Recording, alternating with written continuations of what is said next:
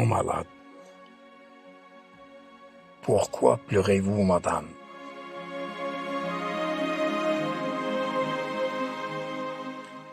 Parmi les malades du service, il y avait un vieux monsieur, âgé de plus de 80 ans, maigre, la peau tannée, les cheveux roux. Sans un cancer de la prostate, il était encore en bonne santé. C'était Karim qui me l'avait présenté. Je lui demandai son nom. Il me répondit « Je suis X ben X », ce qui veut dire « X fils d'X ». Karim m'avait expliqué qu'il était né orphelin. Il n'avait pas connu ses parents. Lui aussi était un marchand ambulant de volailles qu'il achetait et vendait à bas prix parce qu'il présentait des défauts tels que des blessures et des ecchymoses. Karim me raconta une fois, une dame était revenue de chez elle mécontente pour lui déclarer que le poulet qu'il lui avait vendu était fracturé au niveau de la cuisse. Il lui répondit « Est-ce que tu veux la manger ou bien c'est pour participer à une course de compétition? En quoi ça te regarde s'il a une patte cassée ou pas ?» X ben X avait vécu, d'après ses dires, 17 ans en Belgique. Il avait une manière de penser, de juger les autres très différente du commun des mortels. Ses convictions étaient inébranlables. Il les défendait d'une manière absolue. Il venait des fois dans notre chambre rien que pour écouter les autres, les entendre parler, dont la plupart des jeunes hospitalisés, puis les critiquer amèrement, ce qui les faisait rire. L'hôpital manquait de toute activité culturelle ou une quelconque distraction. Il n'y avait même pas de télévision. Les malades se regroupaient durant leur temps libre dans une chambre ou une autre uniquement pour bavarder de tout et de rien. À chaque fois qu'on demanda à X ben X son avis sur quelqu'un de riche et de puissant, qui a du pouvoir, il répétait la même phrase. Il n'y a qu'Allah et au-dessous de lui les Américains. Le reste compte peu. Karim, qui aimait le provoquer, pour le pousser à parler plus, lui disait « Tu es raciste ».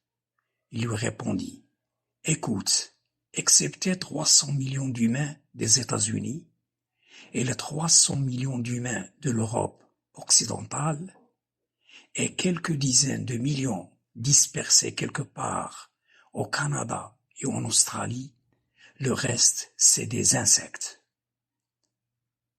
Mon camarade de chambre souriait en lui demandant « Même les Arabes et les musulmans sont des insectes ?»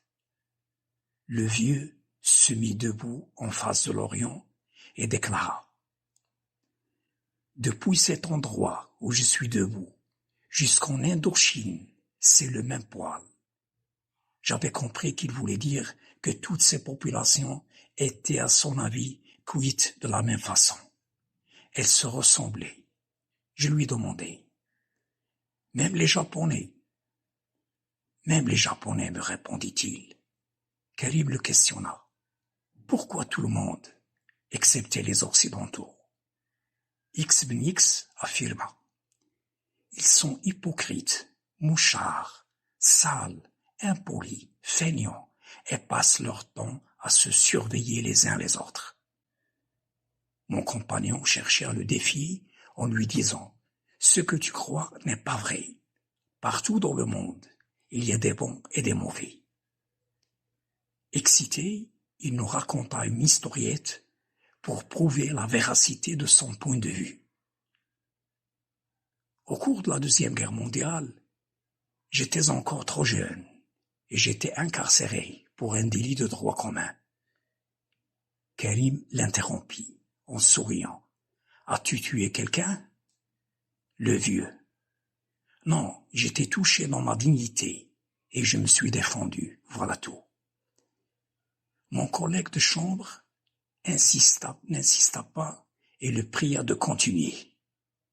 Le vieux X ben X Il y avait dans la région des fermes de colons français, et à cause de la guerre, il y avait une pénurie de pièces de rechange, des machines agricoles.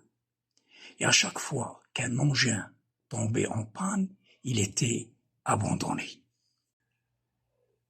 Les propriétaires des fermes avaient signé un accord avec l'administration pénitentiaire pour remplacer les machines en panne par le travail des prisonniers. Ainsi, les gardes de la prison nous accompagnaient en rang jusqu'à la ferme pour passer la journée à travailler à l'air libre, dans la nature, en plein soleil. Nous mangions à notre faim et nous nous retournions à la prison qu'après le coucher du soleil afin de dormir. C'était le paradis comparé à la vie entre les quatre murs de la prison.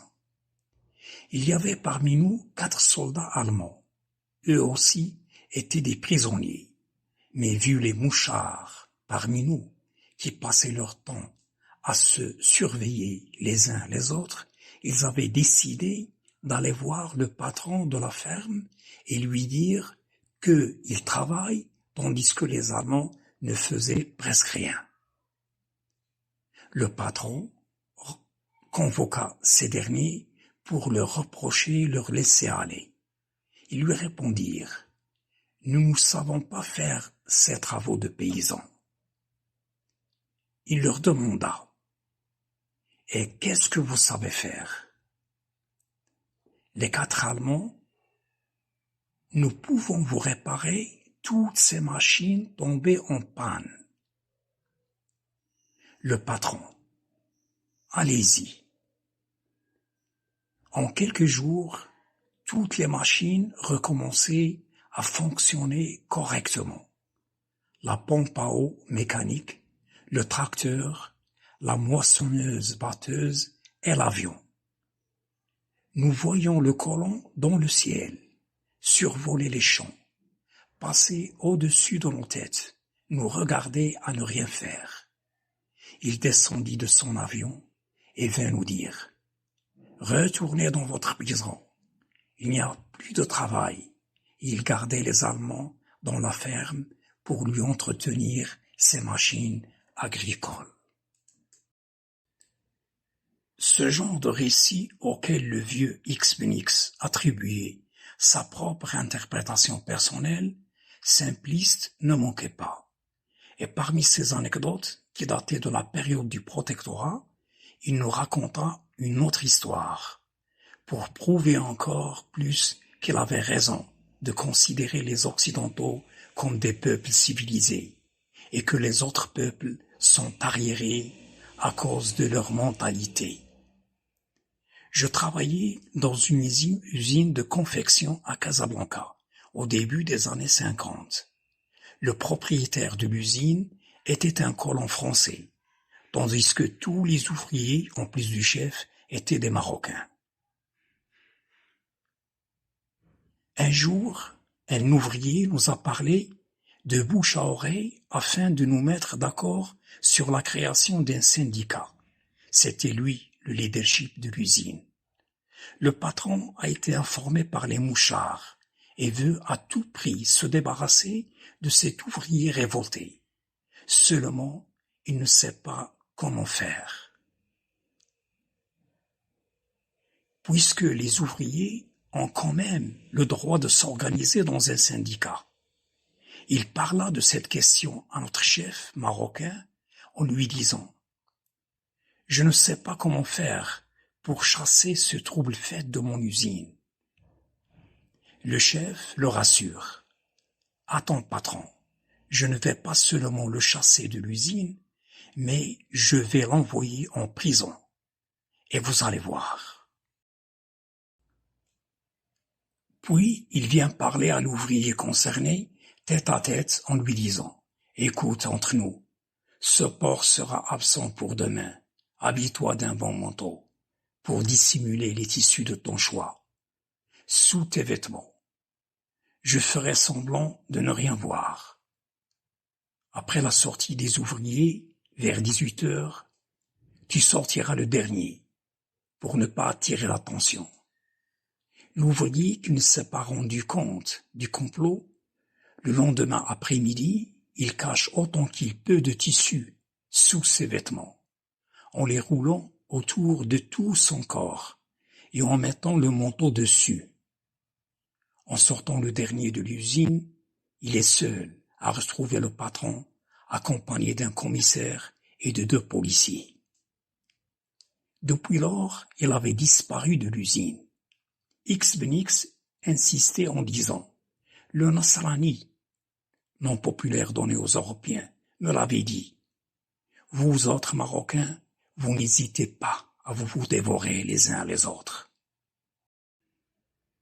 À chaque fois que ce vieux malade venait dans notre chambre, Karim et moi, il n'hésitait pas à critiquer tout ce qu'il trouvait saugrenu dans le discours ou le comportement des autres. Une fois, un jeune étudiant de l'école d'architecture avait son père âgé, paraplégique et malade, hospitalisé pour un problème urinaire dans le même service. Pour quelques jours, il était venu me demander poliment mon téléphone portable, juste pour faire un coup de téléphone et me le rendre, sous prétexte que le sien était tombé en panne. Ensuite, il revint me demander en souriant une revue scientifique que je n'avais pas encore terminé de lire, juste le temps de se reposer en attendant la réponse de l'hôpital à propos de la maladie de son père. Et enfin, il me pria de lui prêter ma chaise roulante, juste le temps d'amener son père jusqu'au taxi qui se trouvait à la sortie de l'hôpital. X Ben X avait suivi et surveillé toutes ces scènes du début jusqu'à la fin. Ensuite me demanda, après le départ du jeune monsieur, « Qu'est-ce qu'il fait celui-là dans la vie ?» Je lui répondis, « Un étudiant à l'école d'architecture. » Il me répondit, « Ce filou va devenir architecte un jour ?» Je lui dis, « Oui, pourquoi ?» Le vieux X Ben X me donna son compte rendu sur le futur architecte. Si un jour cet idiot deviendra architecte, il fera l'aumône pour avoir les matériaux nécessaires pour bâtir un immeuble et mettra les budgets consacrés à l'achat de ces produits dans sa poche. Et je vous assure que le bâtiment tombera sur la tête de ses propriétaires. Mon compagnon, qui se riait des jugements de valeur prématurés du vieux X Ben X, lui demanda « Comment peux-tu supposer tout cela, sans au moins connaître ce jeune homme ?» Le vieux. « S'il est un être humain et non pas un insecte, lorsque son téléphone portable tombe en panne, il doit le réparer ou le jeter à la poubelle et acheter un autre qui marche. Karim, et s'il n'a pas d'argent? X Ben X, qu'il aille travailler pendant le week-end et les vacances pour gagner avec quoi l'acheter. Et s'il ne trouve pas de travail, qu'il aille à pied régler ses affaires et non pas chercher à abuser de celui d'un autre. D'ailleurs, s'il est un humain jeune et éveillé, il doit demander une chaise roulante à l'hôpital et non pas abuser celle d'un malade handicapé. Et c'est suffisant pour connaître ce qu'il sera dans l'avenir. X Ben X avait quitté l'hôpital avant Karim et moi.